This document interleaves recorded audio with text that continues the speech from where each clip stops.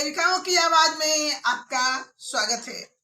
बहनों, बहुत ही खुशी की बात है कि आंगनबाड़ी कार्यकर्ताओं की चर्चा हर जगह हो रही है, उसके अच्छे कामों की प्रशंसा हर जगह हो रही है।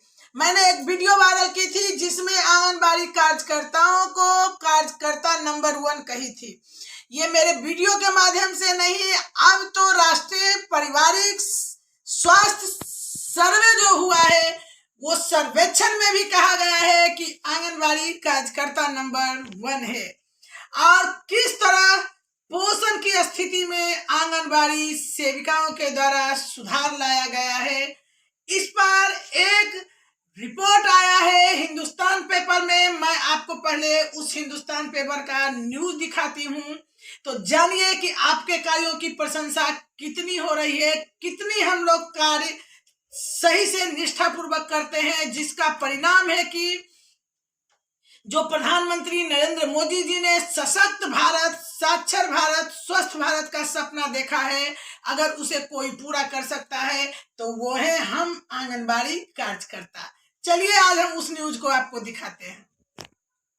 कहते हैं कि हिंदुस्तान पेपर का यह न्यूज है और इसमें छपा है कि पोषण पर खर्च बढ़ने से बच्चों के स्वास्थ्य में दिखा सुधार। तो आइए हम इस न्यूज के बारे में आपको पूरी जानकारी दें। यह पटना के हिंदुस्तान पेपर का न्यूज है और इसमें देखिए पटना से न्यूज यह प्रकाशित हुआ है।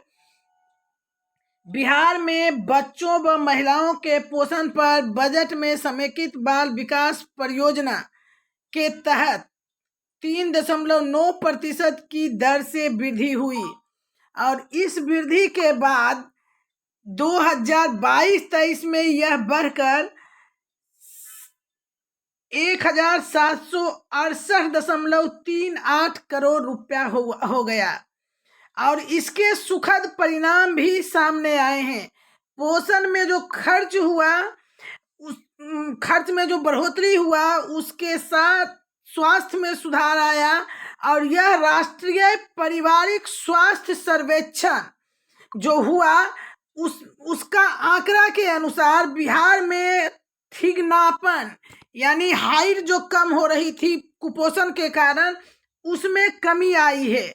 राज्य में ठिगनापन जो था 15-16 में 48.3% था, जो कि 19-20 में 42.9% रह गया।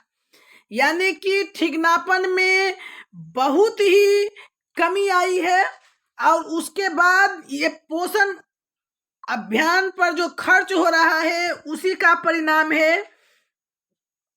वहीं जो थी शेखपुरा में 53.6% था, जो 34.2%, सबसे कम गोपालगंज और उसके बाद 34.4% शिवहर में था।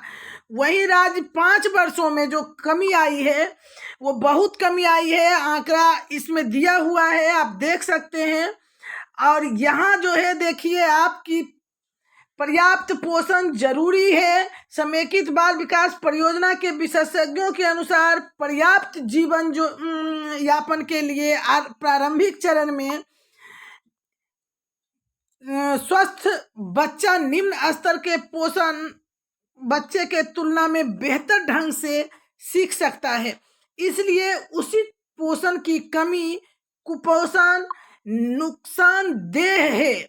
राज्य सरकार के प्रयास से 16-17 से 2021-22 के बीच बच्चों के ऊपर समग्र खर्च 19.5% वार्षिक दर से बढ़ाई गई है। वित्त विभाग के अनुसार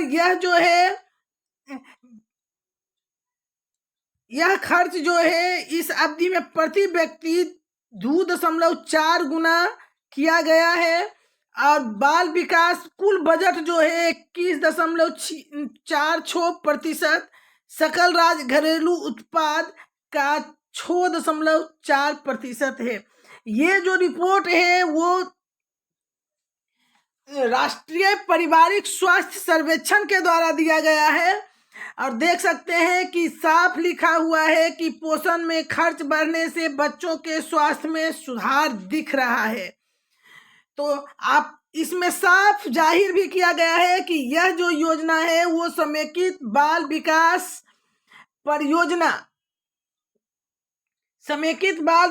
परियोजना के द्वारा संचालित हुआ है, जिसमें कि ठिकानापन में कमी आया है।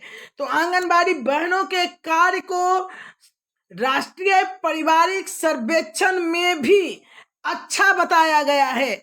और यह बात हमारी बहनों के लिए इसलिए अच्छा है कि जब हर जगह वाहवाही होती है तो सरकार के नज़र में भी हमारे काम को देखा जाता है, सरकार के नज़र में भी हमारा काम आता है, और तभी हमारी मानदेय पर वृद्धि का कोई ठप्पा लग सकता है। ऐसे में जब हमारा काम अच्छा आ रहा है तो जाहिर सी बात है कि सरकार के नज़र में आने के बाद हमारे मानदेय में भी वृद्धि किया जाएगा, क्योंकि जब हम काम अच्छा करेंगे और हमारे काम से जो सरकार का स्कीम है वो डेवलप कर रहा है, वो अच्छा प्रदर्शन कर रहा है, तो सब कुछ अच्छा ही होगा। चलिए हम लोग अपना काम इसी तरह करते रहें, हम अपने काम के बल पर अपने मानदेय में वृद्धि करेंगे। अगला न्यूज जैसे ही हमें कोई मिलता है हम फिर नए न्यूज के साथ आपके पास हाजिर होंगे। तब तक के लिए धन्यवाद।